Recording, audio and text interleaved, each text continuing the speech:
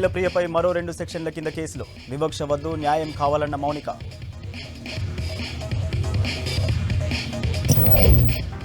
ఖాళీగా ఉన్న అన్ని ఉద్యోగాలు భర్తీ చేయాలి. ధర్నా చౌక్లో దీక్షలకు నేతల సంఘీభావం. లోన్ యాప్ కేసులో ఇప్పటికీ 17 మంది అరెస్ట్. చైనా మహిళ జెన్నిఫర్ కీలకమన్న పోలీసులు. ఏళ్లు గడుస్తున్నా మారని సీవరేజ్ వ్యవస్థ. మాస్టర్ ప్లాన్ అమలుకు సిటీ జనం డిమాండ్. జీహెచ్ఎంసీలో 4 ప్రాంతాల్లో సైకిల్ ట్రాక్స్. మొక్కుబడి పనులపై సిటీ జనం అసంతృప్తి.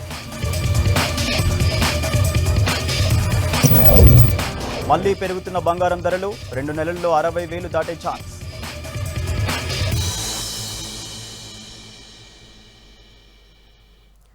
బోయిన్పల్లి కిడ్నాప్ కేసులో ఏపీ మాజీ మంత్రి భూమా అఖిలప్రియపై మరో 2 సెక్షన్ల కింద కేసులు నమోదయ్యాయి. కొత్తగా ఐపీసీ 147, 324 సెక్షన్లను చేర్చారు. ఎఫ్ఐఆర్లో మార్పులు చేశారు. రిమాండ్ డైరీలో పోలీసులు పూర్తి వివరాలు తెలిపారు. హఫీజ్పేట్ భూ వివాదంలో సూత్రధారి భూమా అఖిలప్రియేనని కోర్టుకు తెలిపారు. ఆమె రెండో నిందితురాలని ప్రెస్ మీట్లో తెలిపిన పోలీసులు ఇప్పుడు A1గా మార్చారు. మరో నిందితుడు సుబ్బారెడ్డిని విచారించి 41 సిఆర్పీసీ నోటీస్ ఇచ్చి వదిలేశారు. కేసులో అఖిలప్రియ భర్త భార్గవ్ రామ్ కోసం గాలింపు కొనసాగుతోంది.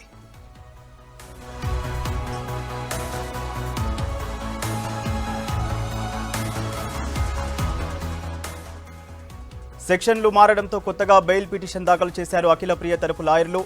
బెయిల్ పిటిషన్పై విచారణ రేపటికి వాయిదా వేసింది సికింద్రాబాద్ కోర్టు. కేసులో కౌంటర్ పిటిషన్ దాఖలు చేయాలని పోలీసులను ఆదేశించింది కోర్టు.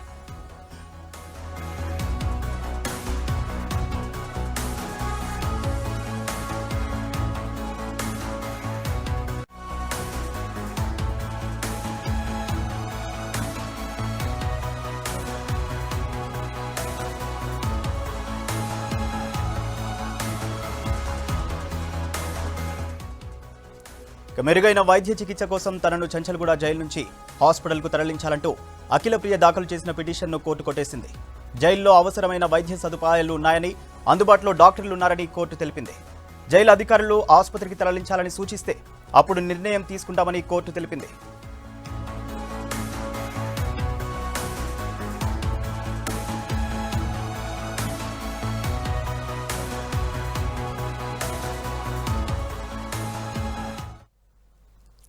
అఖిలప్రియ తరలింపులో పోలీసులు వ్యవహరించిన తీరు బాధ కలిగించిందని అంటున్నారు ఆమె సోదరి భూమన మౌనిక. తాము పక్క రాష్ట్రం వాళ్ళం కాబట్టే వివక్ష చూపిస్తున్నారని ఆరోపించారు. తమకు న్యాయం కావాలని డిమాండ్ చేశారు మౌనిక. A1 అయినా ఏవీ సుబ్బారెడ్డిని ప్రశ్నించి వదిలేసి అనారోగ్యంగా ఉన్న అక్క అఖిలప్రియను ఎందుకు రిమాండ్కు తరలించారని ప్రశ్నించారు. ప్రతాప్రావు చెబుతున్న ఈ భూ వివాదంపై కూర్చొని మాట్లాడడానికి సిద్ధమంటున్న భూమా మౌనికతో షరీఫ్ ఫేస్ టు ఫేస్.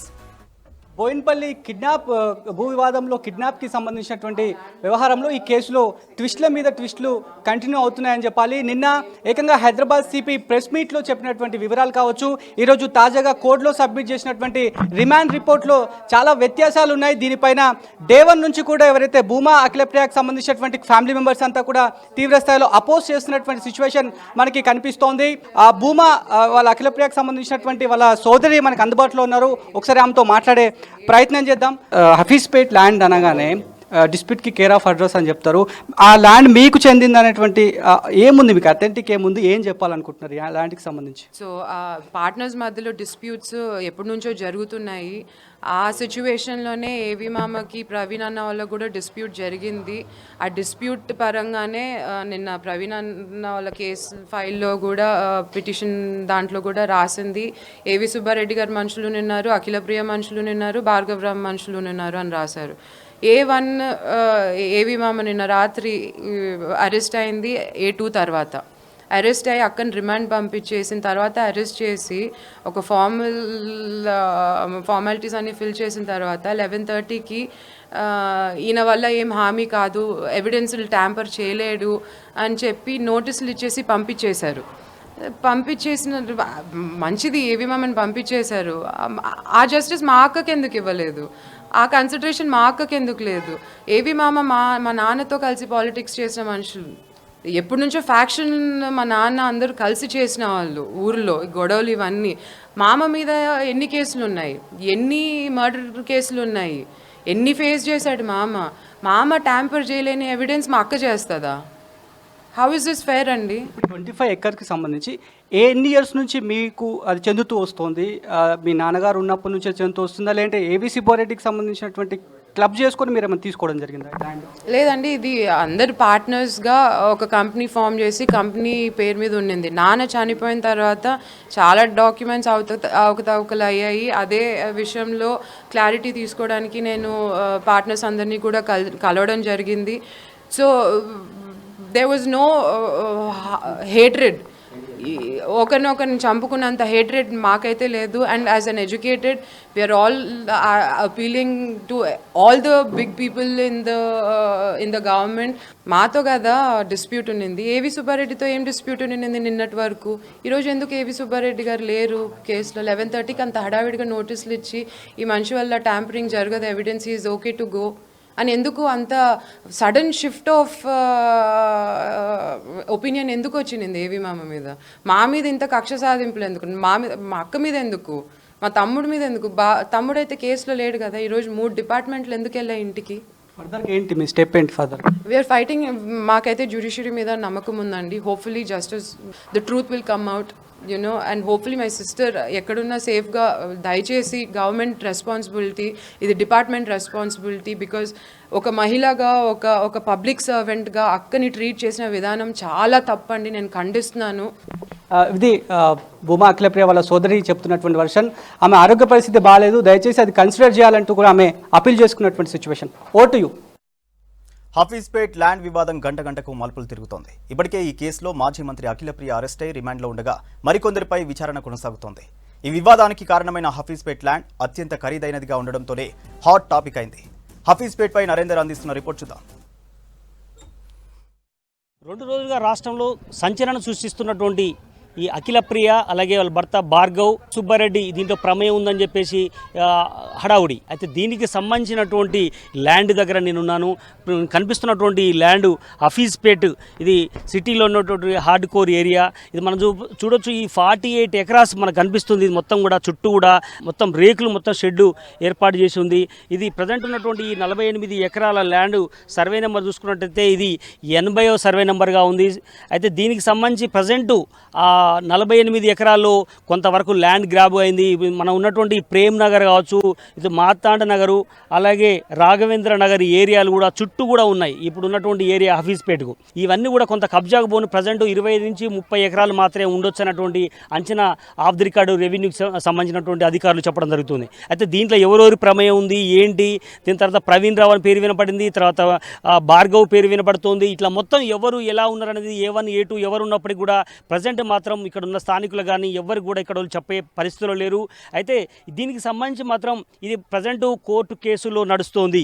ఇది సుప్రీంకోర్టులో ఉన్న నేపథ్యంలో రీసెంట్గా కూడా ఇది వక్లాండ్ అని కూడా చాలా క్లియర్ కట్గా అటు కోర్టు కూడా చెప్పింది. అయితే దీనికి ఇంకా వివాదం నడుస్తున్న సమయంలోనే ఇలాంటి కిడ్నాప్, దాని తర్వాత హత్య యత్నం వరకు కూడా ఇలా నేపథ్యంలో దీన్ని ఎటువైపు దారితీస్తుంది అనేది కూడా ఇంకా సంచలనంగా మారింది. ఇటు నిన్న అరెస్ట్ అయిన వాళ్ళకి సంబంధించినటువంటి వాళ్ళు ఆక్యుపై చేసుకునేందుకే రేకులు వేశారనేది కూడా ఇక్కడ కనిపిస్తుంది. విలువైన ల్యాండ్ని కాపాడుకునేందుకు రెవెన్యూ సిబ్బంది మాత్రం ఇంతవరకు ఇలాంటి చర్యలు చేపట్టలేదు.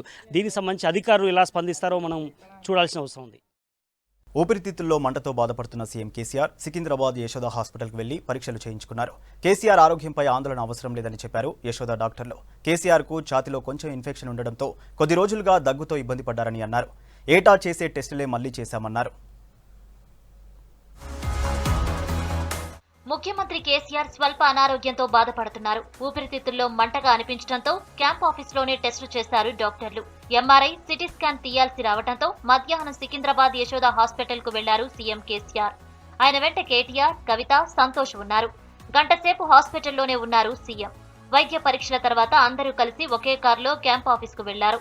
ఉదయం రాజ్భవన్ లో జరిగిన కార్యక్రమంలో పాల్గొన్నారు సీఎం. అప్పటికే ఆయన కొంత డల్ గా కనిపించారని చెప్పారు టీఆర్ఎస్ నేతలు. సీఎం 2 రోజులుగా స్వల్ప అనారోగ్యంతో బాధపడుతున్నట్లు చెబుతున్నారు.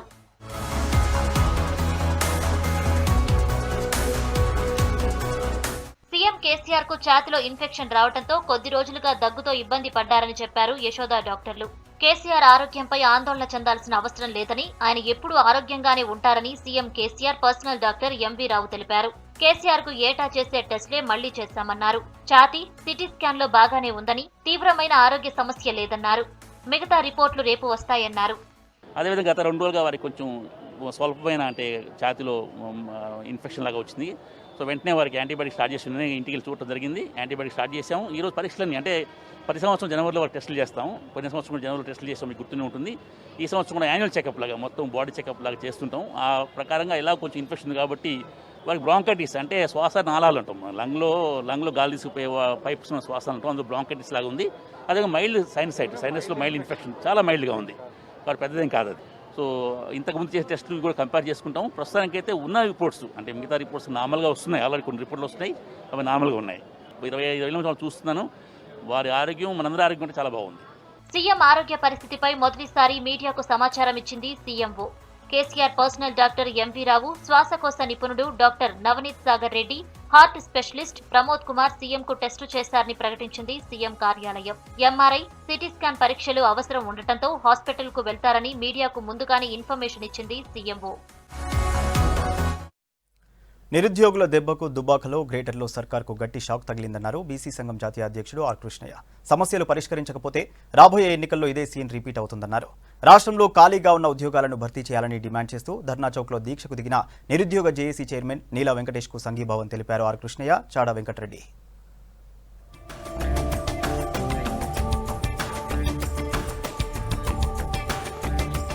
రాష్ట్రంలో నిరుద్యోగులు తీవ్ర ఇబ్బందులు పడుతున్నారన్నారు సిపిఐ రాష్ట్ర కార్యదర్శి చాడా వెంకటరెడ్డి.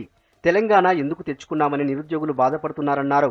ఉద్యోగాల భర్తీపై ప్రభుత్వానికి స్పష్టత లేకపోవడం సిగ్గుచేటన్నారు. ప్రభుత్వ శాఖల్లో ఖాళీలపై శ్వేతపత్రం విడుదల చేయాలని డిమాండ్ చేశారు. ప్రజలు నిరుద్యోగులు తిరగబడక ముందే సర్కార్ మేలుకోవాలని హెచ్చరించారు. 6.5 సంవత్సరాలు గడిచిపోయింది. ఇప్పటి వరకు నిరుద్యోగ సమస్య పరిష్కారం కాలేదు. ఇంకా నిరుద్యోగ యువకులలో నిరాశ పెరిగిపోతున్నాయి. గెస్ట్ టీచర్లు, కాంట్రాక్ట్ అవుట్సోర్సింగ్, పీఈటీల ఖాళీ ఇవన్నీ ఏవి భర్తీ చేయట్లేదు. అందుకనే ఇవాళ నిరుద్యోగులలో నిరాశ పెరిగి ఒక పెద్ద ఉద్యమ రూపం దాచుకుంటాం. ప్రభుత్వం పైన కన్నెర చేస్తూ ఉన్నారు. ఇప్పుడు ఇక్కడ తెలంగాణ కొట్టాడు తెచ్చుకుంటే మన కొలువులు మనకు అనొచ్చే, మన నీళ్లు మనకు, మన నిధులు మనకి, మన ఆత్మగౌరవ పరిపాలన. ఆత్మగౌరవ పరిపాలన ఏంది? ముఖ్యమంత్రి ఎవరు గారు మాట్లాడా. ఇది చాలా అన్యాయం, దుర్మార్గం. అందుకనే ఈ ఉద్యోగాలు ఎన్ని ఖాళీ ఉన్నాయో వాటిపైన ఒక శ్వేతపత్రం విడుదల చేయండి. తక్షణమే ఏదైతుందో నిరుద్యోగ వృత్తి ఇవ్వండి. లేకపోతే మాత్రం ఉద్యమం ఆగదు. ఇంకా అందరి యువకులలో కూడా నిరాశ పెరిగిపోతున్నాయి. 190% మంది ఉద్యోగులు పదవీ విరమణ వయస్సు పెంపునకు సానుకూలంగా లేరన్నారు బీసీ సంఘం జాతీయ అధ్యక్షుడు ఆర్ కృష్ణయ్య. ఉద్యోగులకు కావాల్సింది పీఆర్సీ, జీతాల పెంపు, ట్రాన్స్ఫర్లు, ప్రమోషన్లే అన్నారు. పదవీ విరమణ వయస్సు పెంచడం వల్ల నిరుద్యోగులు నష్టపోతారన్నారు. ఇప్పటికే ఉద్యోగాలు లేవని, దీంతో ఇంకో 3 ఏళ్ల వరకు ఉద్యోగాలు రావని మండిపడ్డారు. అన్ని అర్హతలు ఉండి కూడా నిరుద్యోగులు రోడ్లపై తిరుగుతున్నారన్నారు. రాష్ట్రంలో ఖాళీగా 2,50,000 ఉద్యోగాలు ఉన్నాయి. వాటిని మొత్తం భర్తీ చేయాలి. ఇక ఉద్యోగ విరమణ వయస్సును పెంచుతాననడాన్ని రాష్ట్రంలో ఉన్నటువంటి నిరుద్యోగులందరూ తీవ్రంగా ఆందోళన చెందుతున్నారు.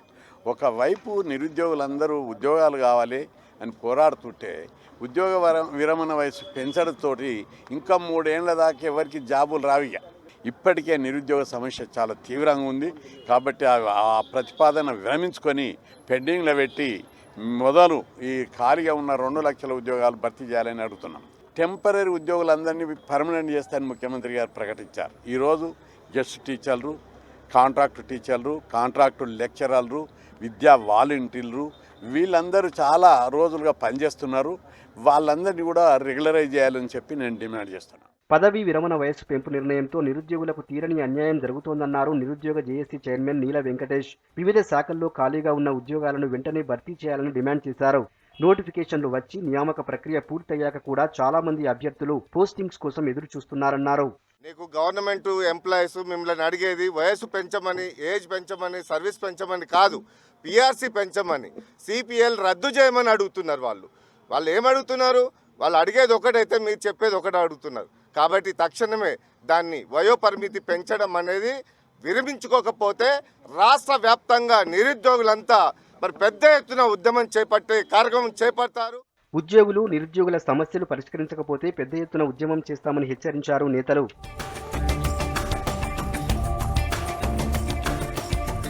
బీజేపీ రాష్ట్ర అధ్యక్షుడు బండి సంజయ్ని విమర్శించే స్థాయి బాల్క సుమన్కు లేదన్నారు పార్టీ రాష్ట్ర ప్రధాన కార్యదర్శి బంగారు శృతి. కేసీఆర్ కుటుంబానికి సలాం కొట్టుకుంటూ బతకడమే బాల్క సుమన్కు తెలుసని విమర్శించారు. టీఆర్ఎస్ నాయకులకు వారి భాషలోనే తిరిగి సమాధానం చెప్తామన్నారు. అవినీతి, భూ కబ్జాలు టీఆర్ఎస్ ఎమ్మెల్యేల కేర్ ఆఫ్ అడ్రస్లు అంటూ ఆరోపించారు. బీజేపీ ఎస్సీ మోర్చా రాష్ట్ర అధ్యక్షుడు కొప్పు భాష.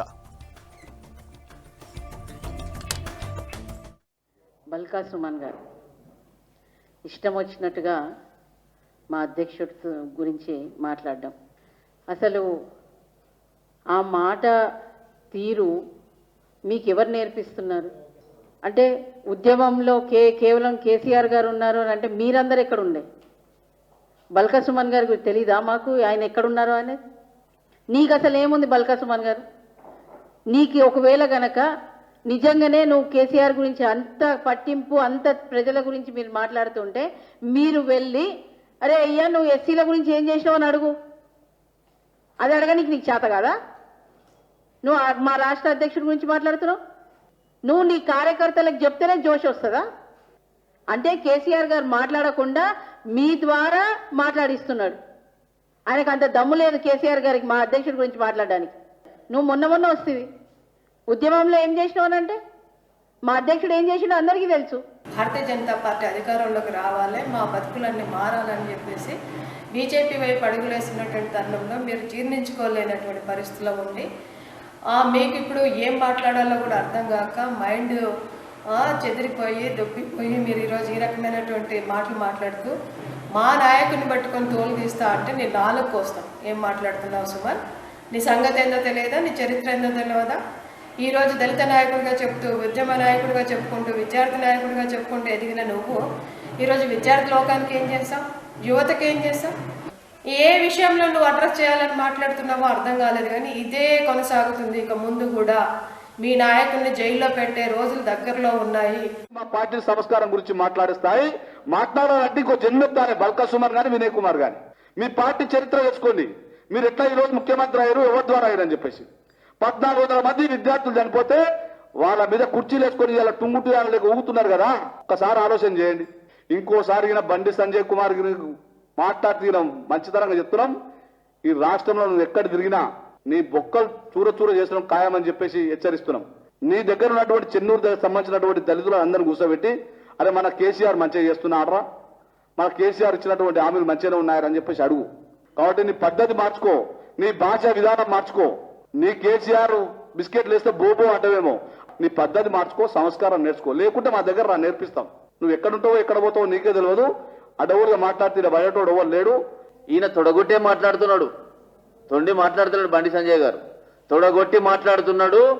మీరు ఎక్కడైనా కరీంనగర్లో కానీ వరంగల్ కానీ రాష్ట్ర వ్యాప్తంగా కానీ టీఆర్ఎస్ మీద తొడగొట్టి మాట్లాడుతున్నాడు.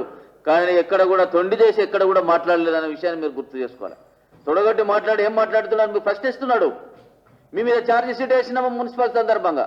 ఒక్క ఛార్జ్ షీట్కి ఒక్క ప్రశ్నకు జవాబు చెప్పలేదే ఈనాటి వరకు. లోన్ యాప్ కేసులో ఇప్పటివరకు 17 మందిని అరెస్టు చేశామన్నారు cyber crime ACP Prasad. Loan app కేసులో చైనాకు చెందిన జెన్నిఫర్ కీలకంగా ఉన్నట్లు గుర్తించామన్నారు. జెన్నిఫర్ జకర్తాలో ఉన్నట్లు తెలుస్తోందన్నారు. చైనాకు చెందిన ల్యాంబో నాగరాజును కోర్టు 4 రోజుల కస్టడీకి ఇచ్చిందన్నారు. వారిని విచారించి కీలక ఆధారాలు రాబడతామంటున్నారు ఏసీపీ ప్రసాద్.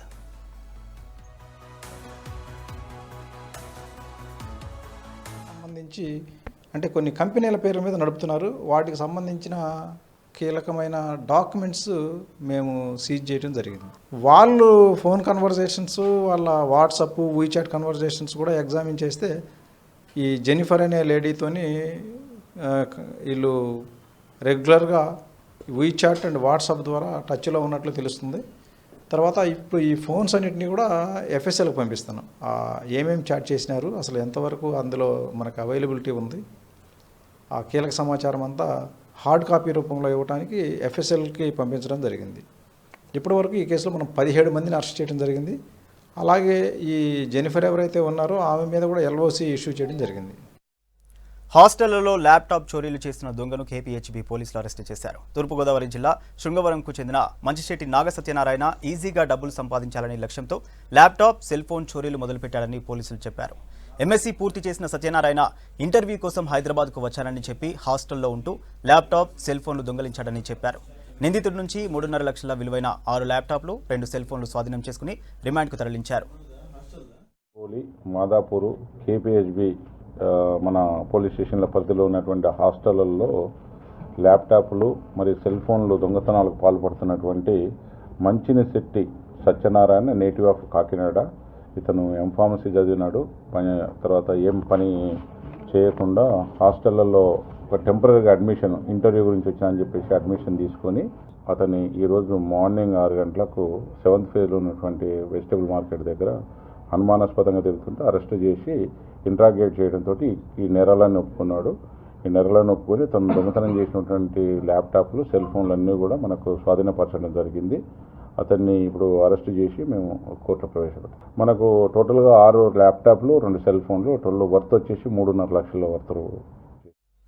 హైదరాబాద్ కేంద్రంగా భారీ డ్రగ్ రాకెట్ గుట్టురట్టయింది. సిటీ నుంచి సౌత్ ఆఫ్రికాకు భారీగా డ్రగ్ సరఫరా అవుతోంది. సైబరాబాద్ పరిధిలో ఒక కంపెనీ డ్రగ్ తయారు చేస్తున్నట్లు బయటపడింది. 70 కోట్ల విలువైన 70 కేజీల డ్రగ్ స్వాధీనం చేసుకున్నారు. హైదరాబాద్ నుంచి సౌత్ ఆఫ్రికాకు పెద్ద మొత్తంలో డ్రగ్ తరలిస్తుండగా ఇండోర్లో పోలీసులు పట్టుకున్నారు. చాలా రోజులుగా హైదరాబాద్ నుంచి డ్రగ్ సరఫరా అవుతున్నట్లు తెలుస్తోంది.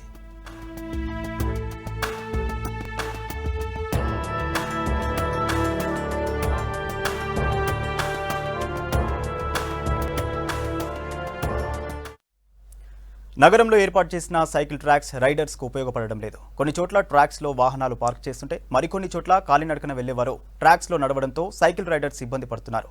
సైకిల్ ట్రాక్స్ ఏర్పాటు ఆలోచన బాగానే ఉన్నా అమలులో లోపాలున్నాయంటున్నారు సిటీ జనం. సైకిల్ రైడర్స్ను ప్రోత్సహించాలంటే ప్రణాళికాబద్ధంగా ట్రాక్స్ ఏర్పాటు చేయాలంటున్నారు.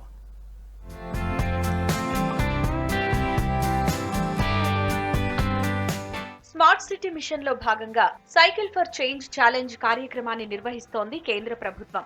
సైకిల్ ఫ్రెండ్లీ సిటీస్ కింద దేశంలో 95 నగరాలను ఎంపిక చేసింది. రాష్ట్రంలో హైదరాబాద్ తో పాటు వరంగల్, కరీంనగర్ నగరాలను సెలెక్ట్ చేసింది. జీహెచ్ఎంసీ పరిధిలో మొదటి విడత 4 ప్రాంతాల్లో సైకిల్ ట్రాక్స్ పనులు స్టార్ట్ చేశారు. Necklace road, KBR park, Jubilee Hills road number 26 లో బటర్ఫ్లై గార్డెన్ నుంచి ఎంసీఆర్ హెచ్ఆర్డీ వరకు జూబ్లీహిల్స్ రోడ్ నెంబర్ 23లో ట్రాక్ పనులు చేస్తున్నారు.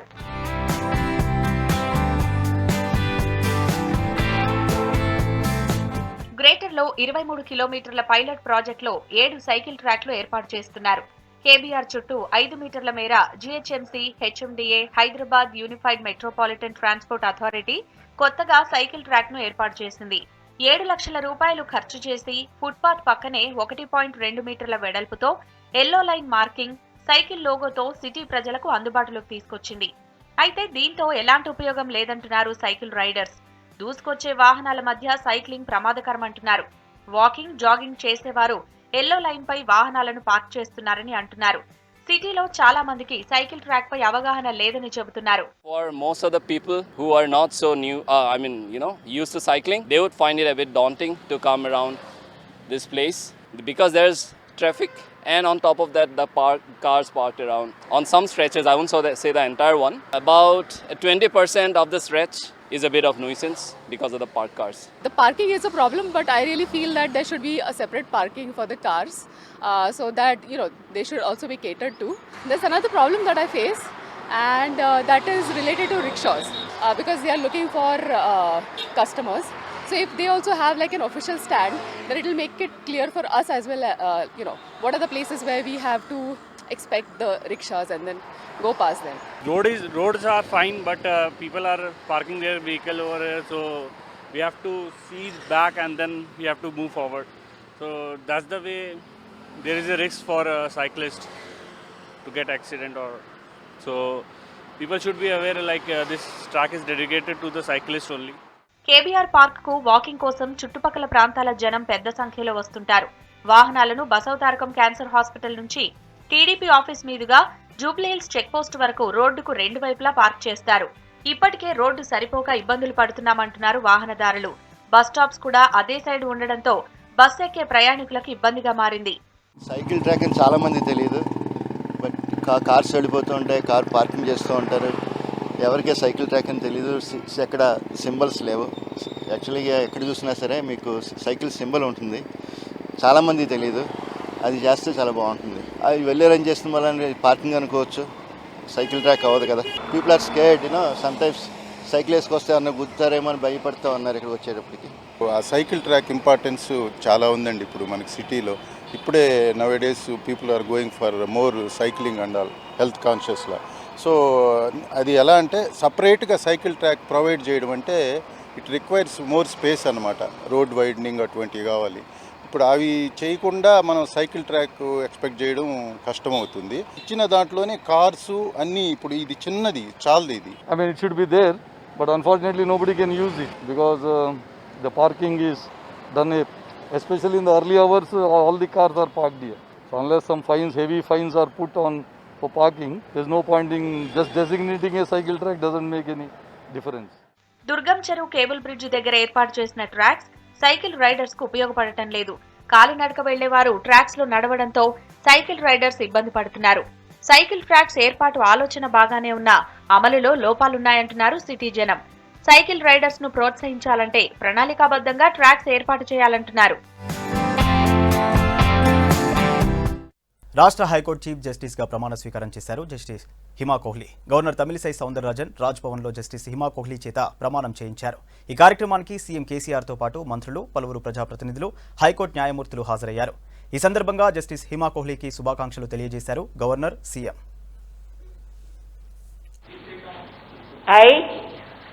I, Kumari Justice Hima Kohli, have been appointed, having been appointed, Chief Justice of High Court, Chief Justice of the High Court, for the State of Telangana, for the State of Telangana, do swear in the name of God, do swear in the name of God, that I will bear, true faith and allegiance,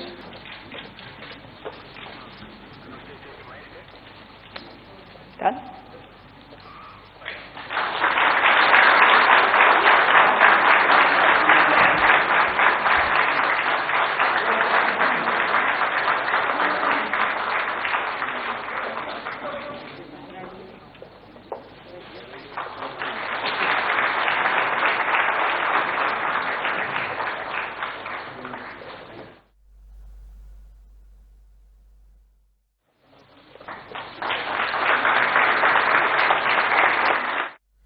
రాష్ట్రంలో ఇవాళ కూడా cool weather continue అయింది. 1-2 చోట్ల తేలికపాటి నుంచి మోస్తరు వర్షం పడింది. రేపు కూడా అక్కడక్కడ తేలికపాటి వర్షాలు పడతాయని వాతావరణ శాఖ అధికారులు తెలిపారు. రాష్ట్రంలో ఎల్లుండి నుంచి పొడి వాతావరణం ఉంటుందని స్పష్టం చేశారు.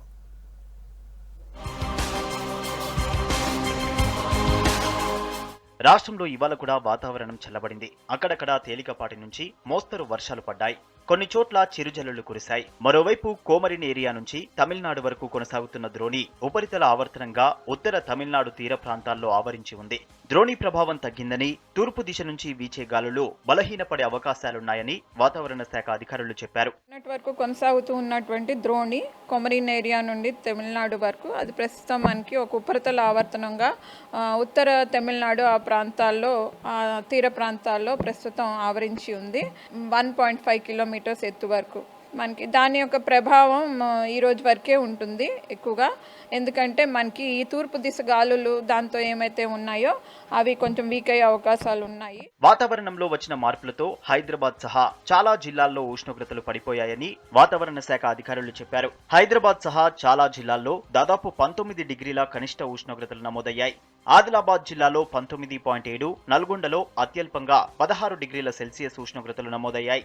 సీజన్ ముగిసే వరకు మరోసారి ఉష్ణోగ్రతలు మరింత తగ్గుతాయని చెప్పారు అధికారులు. హైదరాబాద్ ప్రాంతంలో కూడా మనకి గత 2 రోజుల నుంచి 19 డిగ్రీల సెల్సియస్ పైన కూడా నమోదయ్యాయి. అట్లాగే ఆదిలాబాద్ చూసుకుంటే 19.7, ఇక లోయెస్ట్ చూసుకుంటే మనకి నల్లగొండ 16 డిగ్రీల సెల్సియస్ వరకు నమోదైంది. ఇవి మనకి సగటు కన్నా కూడా కొన్ని చోట్ల 4-5 డిగ్రీలు, కొన్ని చోట్ల 5-6 డిగ్రీల సెల్సియస్ కన్నా కూడా ఎక్కువగా నమోదయ్యాయి. కానీ ఈ 2 రోజుల్లో మార్పు చూసుకుంటే మాత్రం నిన్నటి కన్నా ఈరోజు కొంచెం తగ్గుదల అనేవి కనపడింది. కూల్ వెదర్ చిన్న వ్యాపారులు, రోజువారీ కూలీలకు ఇబ్బందిగా మారింది. ఒక్కసారిగా మారిన వాతావరణం, పొగమంచుతో జాగ్రత్తగా ఉండాలని డాక్టర్లు సూచిస్తున్నారు. బంగారం ధరలు మళ్లీ భారీగా పెరగనున్నాయి. ప్రస్తుతం మార్కెట్లో 10 గ్రాముల 24 క్యారెట్స్ స్వచ్ఛమైన బంగారం ధర 53,100గా ఉంది. 10 గ్రాముల 22 క్యారెట్స్ గోల్డ్ 48,550 రూపాయలు పలుకుతోంది. ఇక వచ్చే నెల లోపు 10 గ్రాముల స్వచ్ఛమైన బంగారం 60,000 వరకు చేరుతుందని, మే వరకు 65,000 మార్కు చేరుతుందంటున్నారు నిపుణులు.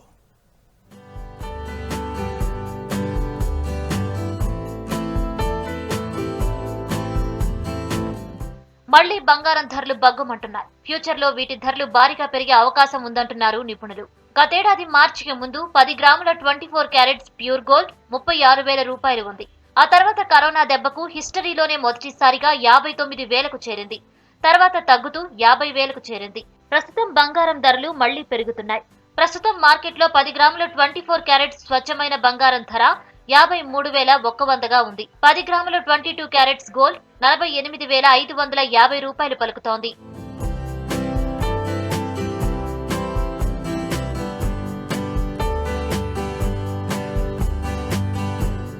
బంగారం ధరలు పెరగడం కొత్తేమీ కాదంటున్నారు వ్యాపారులు. గతంలో కొన్ని దేశాల మధ్య ఉద్రిక్తతలు, యుఎస్ ఎన్నికలు, ట్రేడ్ వార్ లాంటి సమయాల్లో కూడా గోల్డ్ రేట్స్ పెరిగాయంటున్నారు. ఇన్వెస్టర్స్ బంగారంపై పెట్టుబడి ఎప్పుడూ సేఫ్ అని భావించడం కూడా పసిడి ధరలు పెరగడానికి కారణమని చెబుతున్నారు. ఇప్పుడు మనకి మార్కెట్ అంచనా ప్రకారం కరోనా వైరస్ వర్షన్ 2.0 అయితే స్ట్రెయిన్ ఉందో ఈకేలోపు లాక్డౌన్ మనకు పెట్టారు కదండి, దాన్ని ఎక్స్టెండ్ చేశారు. జనవరి ఎండ్ వరకు కూడా దాన్ని ఎక్స్టెండ్ చేశారు లాక్డౌన్ చాలా కంట్రీస్లో. అదొకటి ఇంకా మన ఎకానమీలో కొంచెం చిన్న చిన్న డిస్టర్బెన్సెస్ అన్నీ కలిపి కూడా బంగారం ధర పెరగడానికి మనకి మేజర్గా కారణం. ఎందుకంటే ఒక నెల 2 నెలలు స్టేబుల్గా ఉన్న గోల్డ్ రేట్లు ఒకసారిగా మళ్ళీ 1000 రూపీస్ జంప్ అయినాయి. సో ఇది ఇలాగే ఉంటుందా అంటే ఖచ్చితంగా ఉంటుందనే చెప్తుంది. మార్కెట్ అంచనా ప్రకారం ఏంటంటే ఇది జనవరి ఫిబ్రవరి వరకు ఇది మోస్ట్లీ ఇంకో 5-6,000 పెరగవచ్చు అనేది మార్కెట్ అంచనా. లేటర్ అనేది 60,000 వరకు వెళ్ళే ఛాన్సెస్ అయితే ఎక్కువ కనపడుతుంది అని చెప్పి మార్కెట్ అంచనా. మన వాళ్ళ దగ్గర డబ్బుల్ని ఎక్కడ ఇన్వెస్ట్ చేయాలో తెలియనప్పుడు సేఫెస్ట్ జోన్ అంటే గోల్డ్ ఇన్వెస్ట్ చేస్తారు. మార్కెట్ వన్స్ పాజిటివ్ ఉన్నప్పుడు దాన్ని వాళ్ళు బయటకు వచ్చేస్తారు, మార్కెట్లో ఇన్వెస్ట్ చేస్తారు. ఇప్పుడు మార్కెట్లో అన్సర్టనిటీ ఉంది కదండి కొంచెం. ఇక్కడ ఏ మార్కెట్ కూడా అంత ఎక్స్ట్రీమ్ గ్రోత్ అయితే లేదు ఏ మార్కెట్ కూడా. సో అందరూ కూడా సేఫ్గా ఏంటంటే గోల్డ్ ఇన్వెస్ట్ చేసి పెట్టుకున్నారు. ఎనీ వాళ్ళు ఎగ్జిట్ అయిపోవచ్చు మార్కెట్ బాగుంటే. అది అప్పటి వరకు బంగారం ధరలు అనేది భారీగా ఇంపాక్ట్ ఉంటానే ఉంటాయి, పెరుగుతూనే ఉంటాయి. కొత్త ఏడాదిలోనైనా ధర తగ్గుతుంది అనుకున్న వారికి గోల్డ్ రేట్స్ షాక్ ఇస్తున్నాయి. కరోనా స్ట్రెయిన్ ఎఫెక్ట్ తో మళ్లీ లాక్డౌన్ లోకి వెళ్తున్న దేశాల ప్రభావంతో పాటు జో బిడెన్ నేతృత్వంలో అమెరికాలో పాలనా సంస్కరణల ప్రభావం బంగారంపై కనిపిస్తుందంటున్నారు నిపుణులు. దీనికి తోడు రూపాయి కూడా స్థిరంగా ఉంటే గోల్డ్ డిమాండ్ భారీగా పుంజుకుంటుందని చెబుతున్నారు గోల్డ్ వ్యాపారులు. వచ్చే నెలలోపు 10 గ్రాముల స్వచ్ఛమైన బంగారం 60,000 వరకు చేరుతుందని, మే వరకు 65,000 మార్కు చేరుతుందంటున్నారు. కొత్త ఏడాదిలో గోల్డ్ రేట్స్ భారీగా పెరిగి కొత్త రికార్డు సృష్టిస్తాయని నిపుణులు చెబుతున్నారు.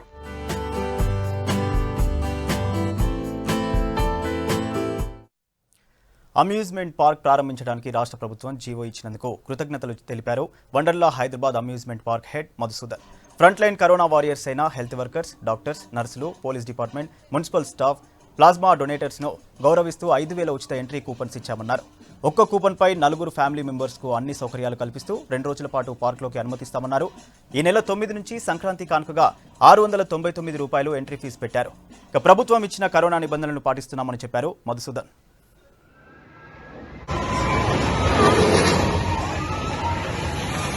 తెలంగాణ గవర్నమెంట్ పర్మిషన్ ఇచ్చినందుకు థ్యాంక్స్ చెప్తూ ఈరోజు వండర్లా అమ్యూజ్మెంట్ పార్క్ ఓపెన్ చేయడం జరిగింది. ముందుగా మన కోవిడ్ వారియర్స్ అంటే health workers, doctors, nurses and all supporting staff and police department and even municipal staff and all plasma donated people అందరికీ గౌరవం ఇచ్చుకుంటూ వాళ్ళకి 2 రోజులు ఈ థర్స్డే, ఫ్రైడే ఒక 5,000 మెంబర్స్కి కూపన్స్ కన్సర్న్ డిపార్ట్మెంట్స్ ఇవ్వడం జరిగింది. వాళ్ళందరికీ అన్ని ప్రివిలేజెస్తో ఫ్రీగా ఇవ్వడం జరుగుతుంది ఈ 2 రోజులు. తర్వాత మన Sankranti special offer never before ever after price 699 రూపీస్కి ఓపెన్ చేస్తున్నాము. అది కూడా మన టూరిజం డిపార్ట్మెంట్ గైడ్ లైన్స్, అన్ని రకాల గైడ్ లైన్స్, సోషల్ డిస్టెన్స్ కానీ, శానిటైజేషన్ కానీ, ఈవెన్ టేకింగ్ కేర్ ఆఫ్ అన్ని రకాల. బంజారాహిల్స్ లో Sutra exclusive fashion and lifestyle exhibition curtain raiser show grand గా జరిగింది. ఫెస్టివల్ కలెక్షన్స్ తో క్యాట్ వాక్ చేసి ఆకట్టుకున్నారు మోడల్స్. ప్రముఖ డిజైనర్ శిరీషారెడ్డి క్రియేట్ చేసిన లెహంగా కలెక్షన్స్ స్పెషల్ అట్రాక్షన్ గా ఉన్నాయి. నెట్టెడ్, రాసిల్క్ పైన చేసిన ఎంబ్రాయిడరీ, జర్దోసి వర్క్ డ్రెస్ లో ఎగ్జిబిషన్ లో ఉన్నాయి. తాజ్ కృష్ణాలో ఈ నెల 11 నుంచి 3 రోజుల పాటు సూత్రా డిజైనర్ షో ఉంటుందన్నారు నిర్వాహకులు.